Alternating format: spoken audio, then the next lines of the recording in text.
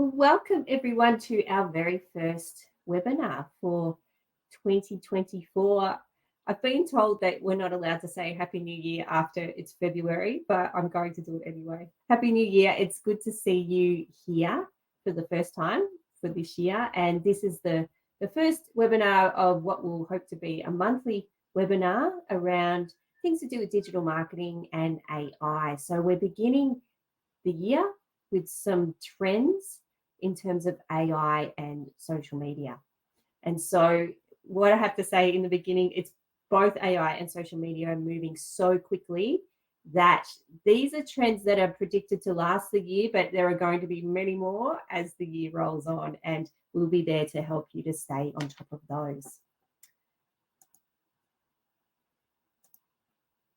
So my first question to you, what I would really like you to do is put a yes in the chat if you really want to grow your business, but you're just finding it really hard to make the time to market it effectively. So if this sounds like you, put a yes in the chat, and we'll hopefully come up with some solutions for you in some of the trends that we cover today. Because just working with small business owners, I know that sometimes I talk to them and they feel quite guilty because they don't have the time to actually sit down and work on things like their social media or writing blogs and things like that.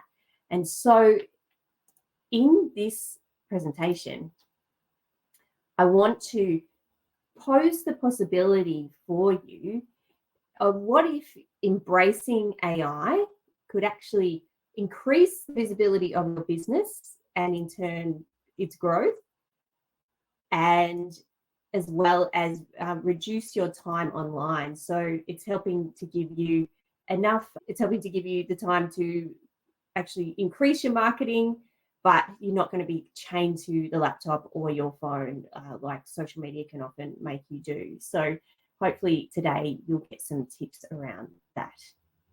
So just out of interest, pop a yes in the chat if you're already using AI in some way. It'd be just interesting to see the level of usage out there, because some people are right into it, some are dabbling, and then others are a bit fearful because they're not sure where to start. So what we can show you today will help everyone, I hope, in whatever stage you're at. So to achieve this year, that we've got really 3 key trends for each AI and another 3 for social media. There are more, but we don't want to make this last forever. And I can see in the chat, so thanks to everyone who's interacting.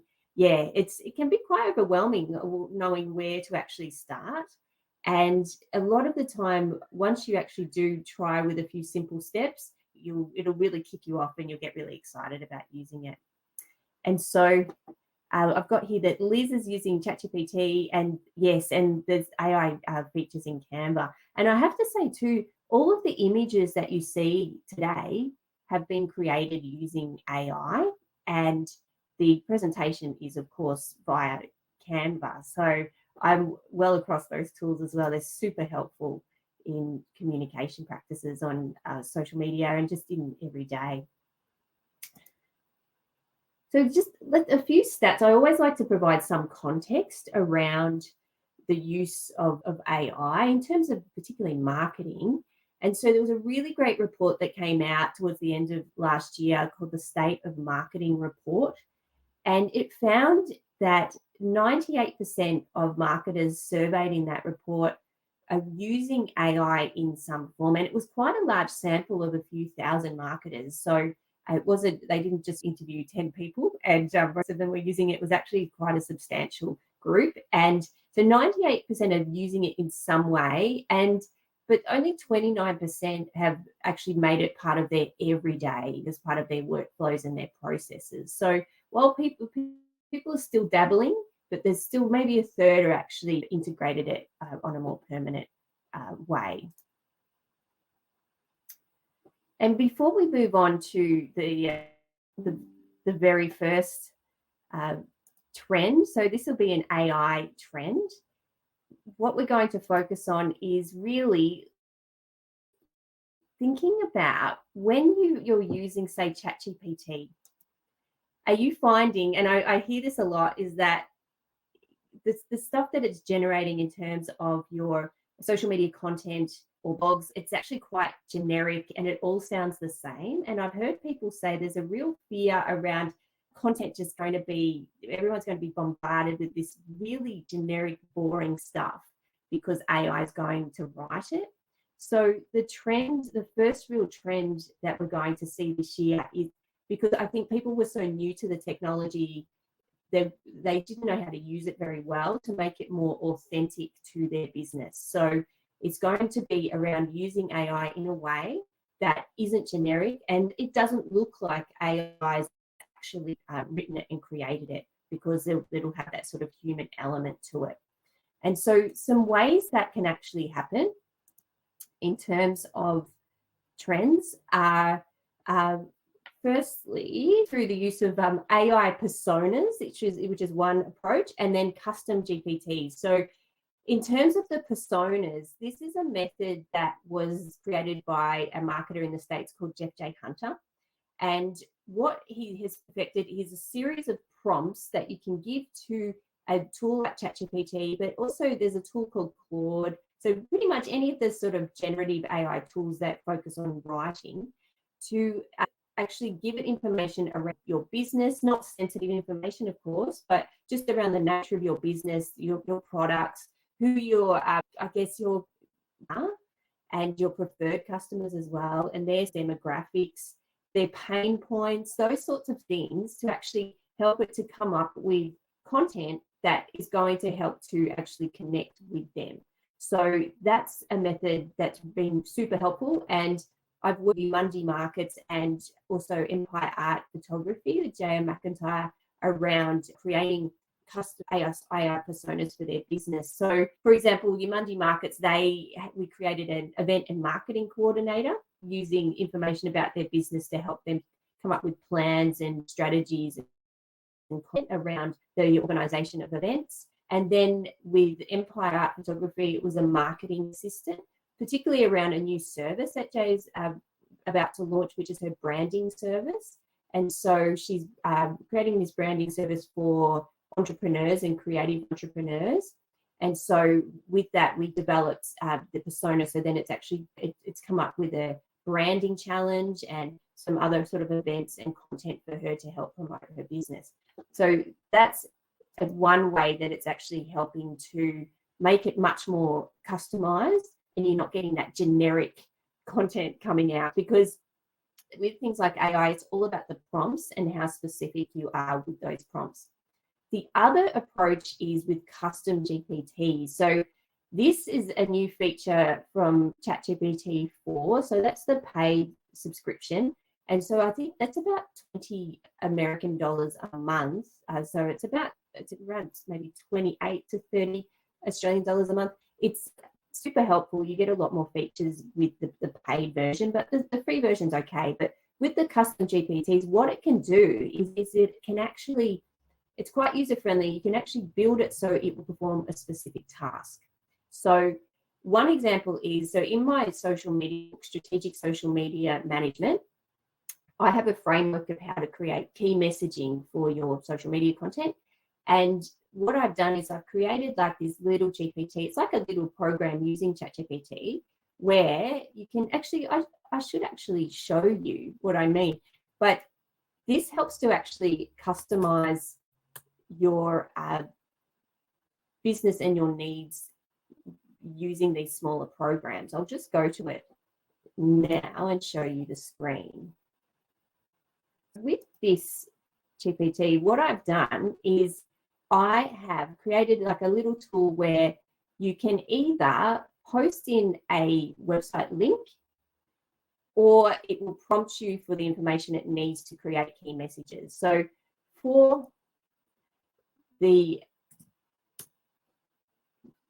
little experiment, because I wasn't going to do this, but I've just decided to do this now, I will just paste in our website for Dharana Digital, so you can see what it does. So I posted that in, and so it's scanning the website,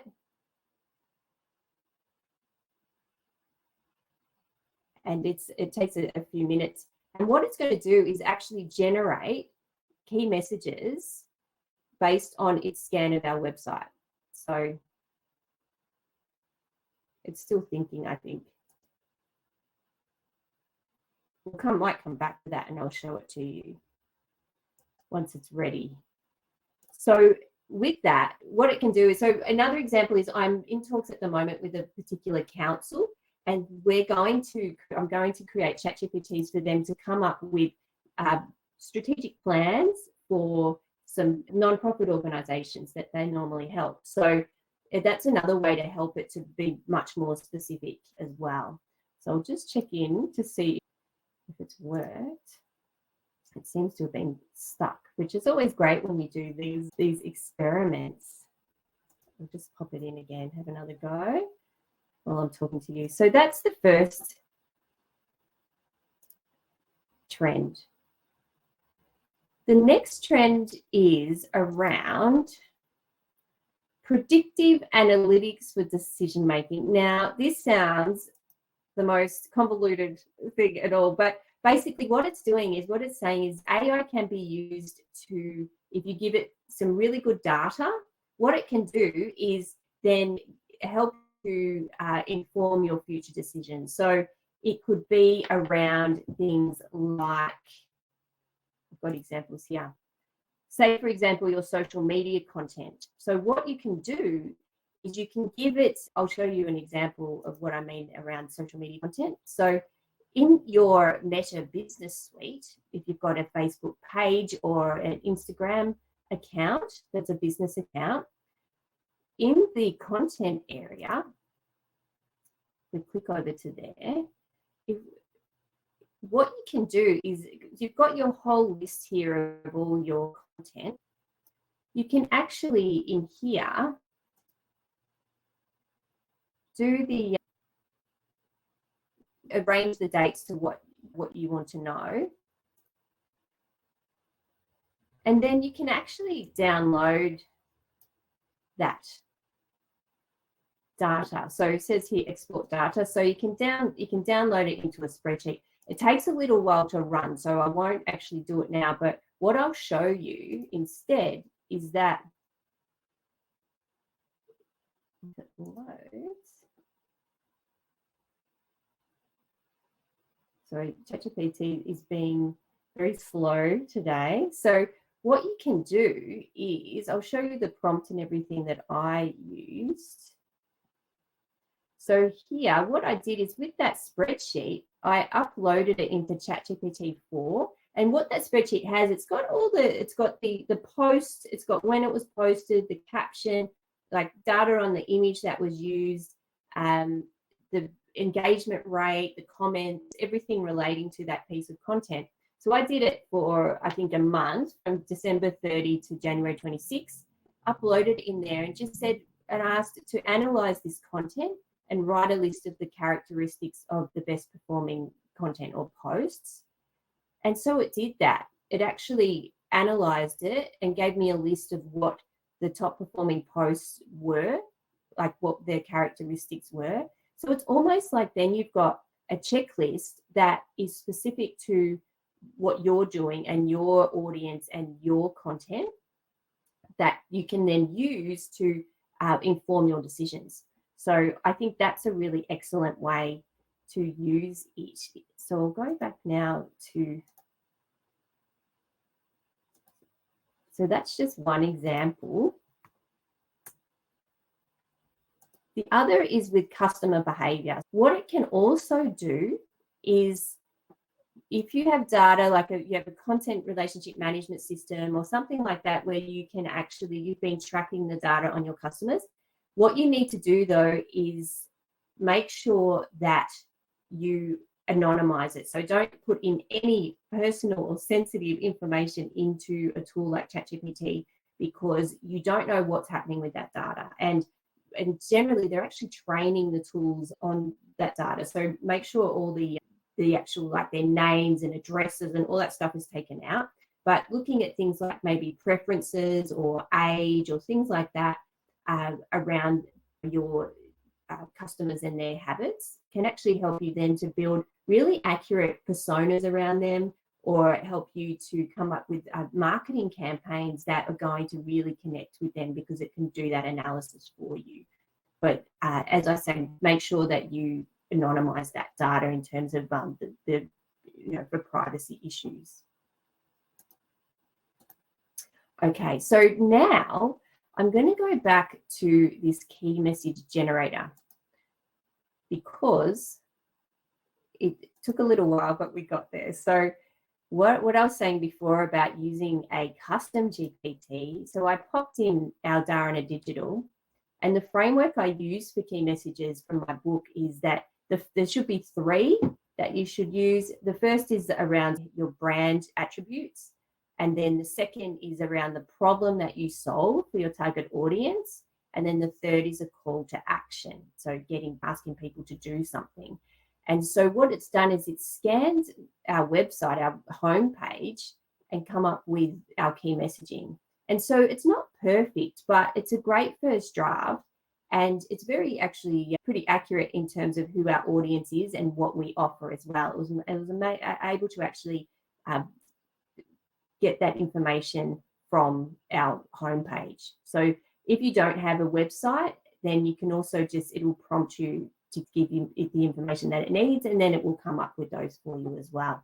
So that's an example of a GPT.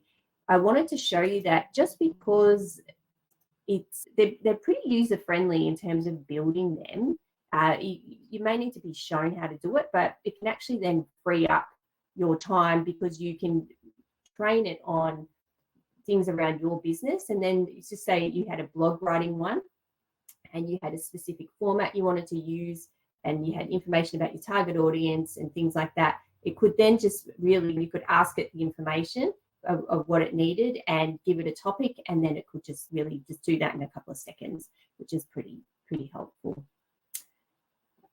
So moving on now to our next AI trend for the year, and this might be a little bit of a giveaway, but just out of interest, who wishes that they had someone who could just answer customer queries any time of the day or night very quickly?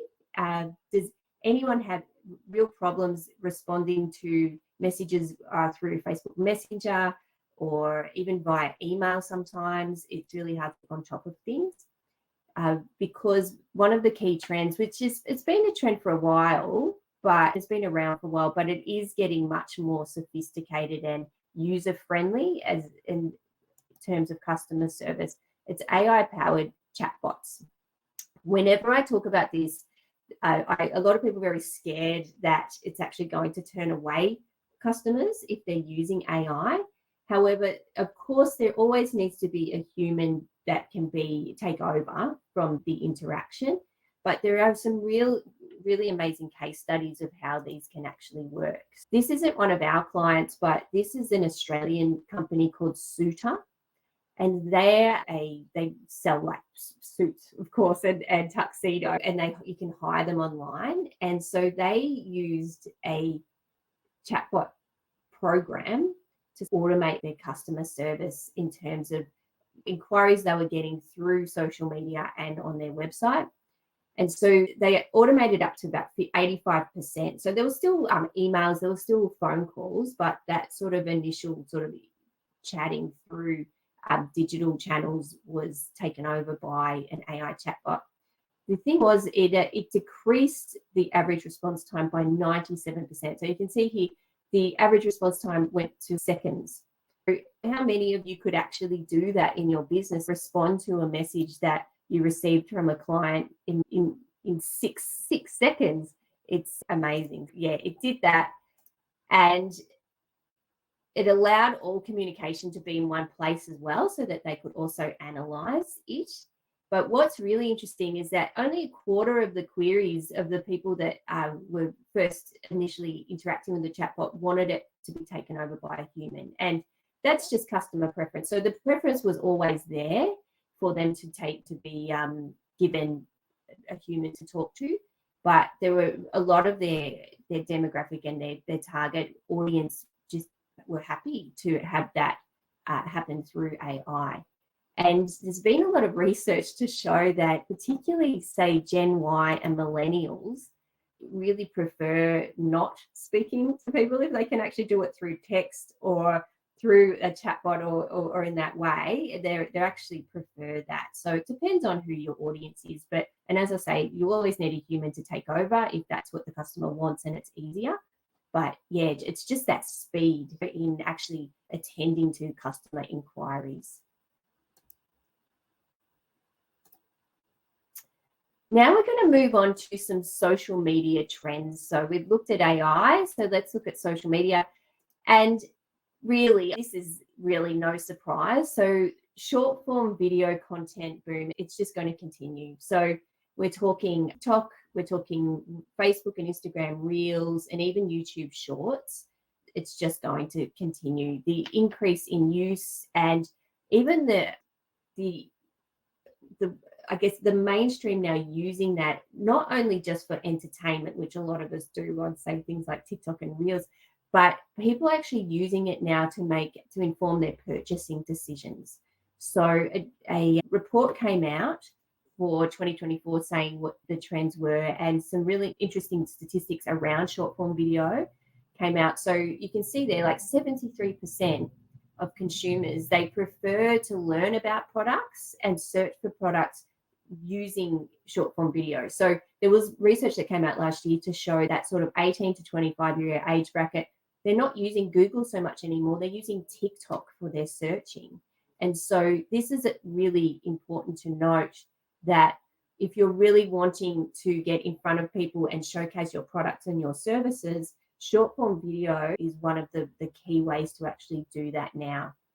And as you can see here, the majority of Gen Z prefer short videos to actually learn more about products and services. So, and the engagement rate is much better with the short form than the longer form video. So video has always been, for quite a few years now, they always call it a trend. It's not a trend. It's been around for a long time, but the preference now is clearly more for short form video, particularly in that product search and that product research period for consumers.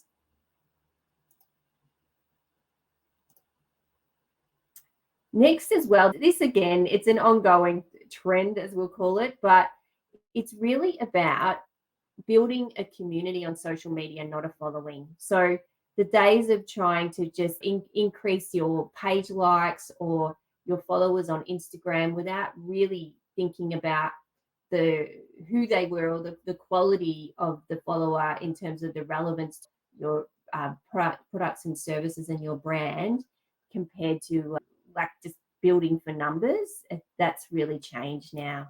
So a really great example of this is Sharon Chapman, who lives here on the Sunshine Coast, and she's a relationship coach. And so what she did was she actually started building a Facebook group a couple of years ago called, I think it's called My Relationship, My Wellbeing. And so what she would do, she was using her Facebook page and putting out content like that. And when it got in front of new people, she always encouraged them to go into the group. And through nurturing people in her Facebook community, she actually increased her customer base quite significantly. And it's because in the group, you've got interested people in there and you're not in there selling to them. You're actually providing valuable content. You're engaging with them. You're getting them and trying to encourage and inspire them to interact with each other. So it's all about that sort of long-term relationship management, which is what social media is really all about. And it's very hard now to attract people purely just on your, say, Facebook business page or on your Instagram. It's more around trying to get people into a space where they can interact with each other. And the platforms such as Facebook, they are giving much more reach to group content rather than business pages because they want you to spend money. So they want you to spend money on advertising. So trying to actually build up a group of your current or prospective clients or customers is a really smart way to actually provide. It's almost like a service where they can learn more about your products and services, but they can feel like part of a community as well. And it's not all about that hard sell. It's about creating that group around your brand.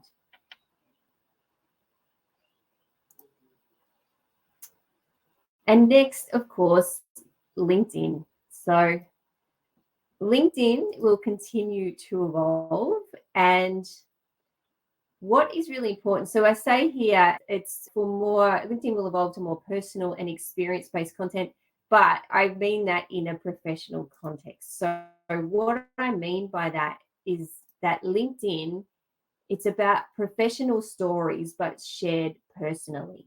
And what I mean by that, it's about really differentiating yourself from other people on there by sharing your story around things that you've learned, your career journey, things that have worked for you, things that haven't worked, people that you're grateful to who've helped you in your career and in your workplace.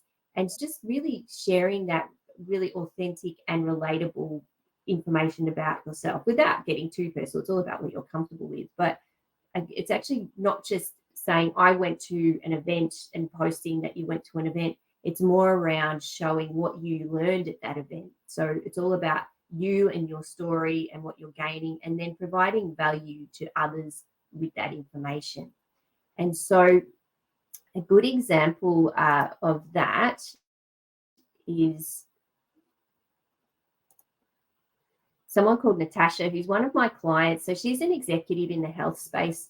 And what we did, we've been coaching Natasha for a few months, and she came to me because she really wanted to do more on LinkedIn, but she was really petrified around how to do it and what to do. And so what we did is we gave her advice using AI, so using ChatGPT and an AI persona to help her to overcome what I call posting procrastination. It's about either you don't have the time or you feel too overwhelmed, so you just don't do anything. And so this has really helped her to do that. And she's the way she's done it as well is really following that trend of professional stories shared personally. So, for example, this is one of her posts.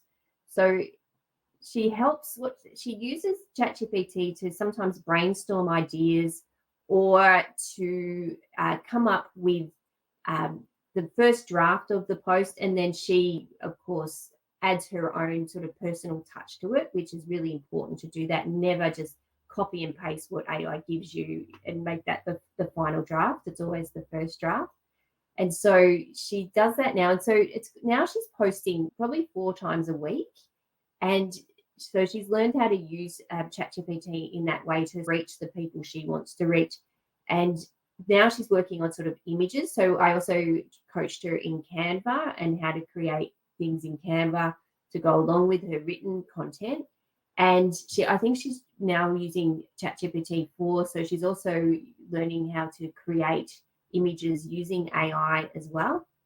And so it's really changed things for her, and she's so much more confident now. I think the next stage is we're going to work on video and showing her how to create some really great videos for LinkedIn as well. So that's just an example of how she has used AI to personalize it, and then also to share that sort of professional, personal story on LinkedIn. And she's getting some really great responses as well. So she's really embraced that. And it was she started small, and then we built on her knowledge over time. And now she's doing really well.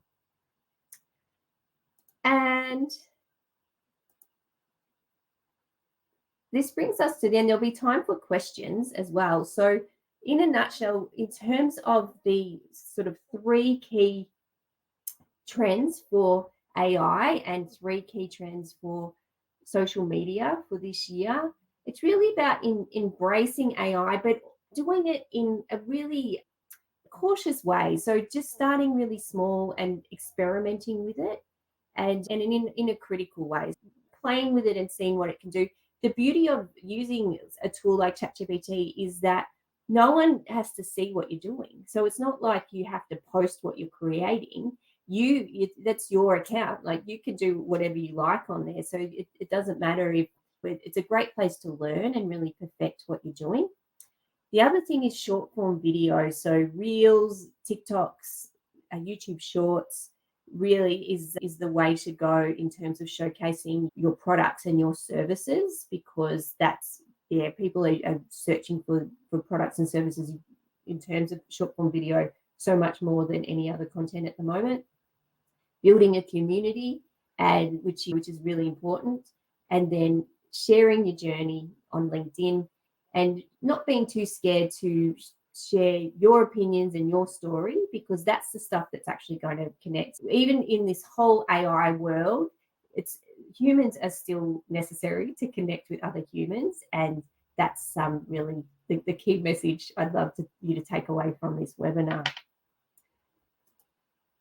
And finally, how can you even begin to bring these trends to life? And some of you, I think, already are, but if you wanted to really implement some of the things that we've covered today, what you could do is I'm offering free 30-minute sessions with me to talk about that further. So please feel free to use this QR code, or even just email me, or even email when you've been contacted via email about the webinar.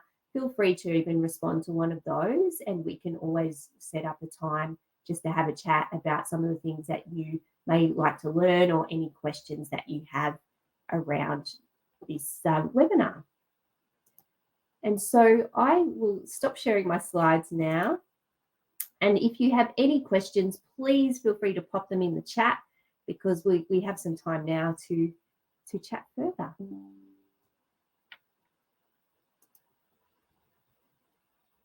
And those of you who said thank you, not a problem. Thanks for coming along. And so we'll have these once a month. If there is any topic you would really like me to cover, please pop it in the chat or email me and let me know. And yeah, we'd really love to give you content that is going to be most helpful to you.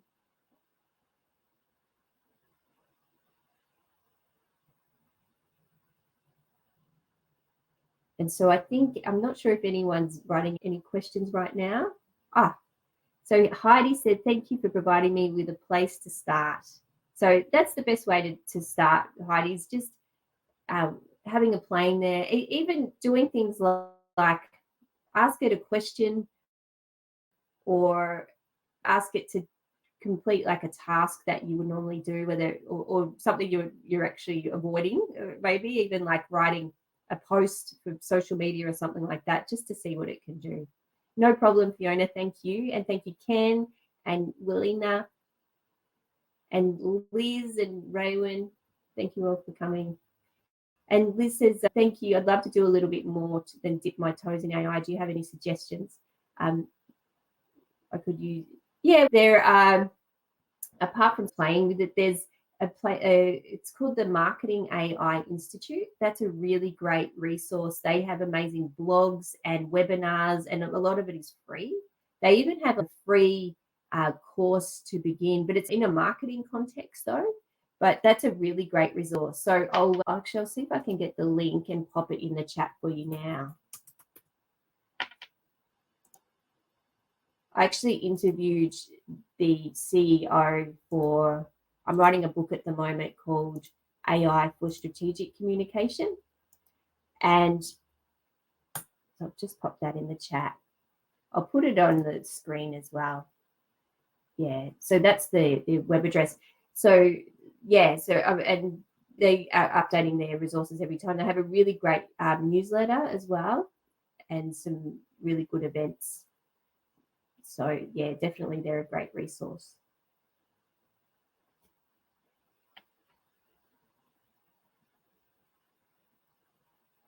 Excellent. I think if everyone is happy, we will, if you have any ideas that you'd like me to cover in future webinars, let me know, and we'll let you know when our next webinar is. It'll probably be about the same time next month.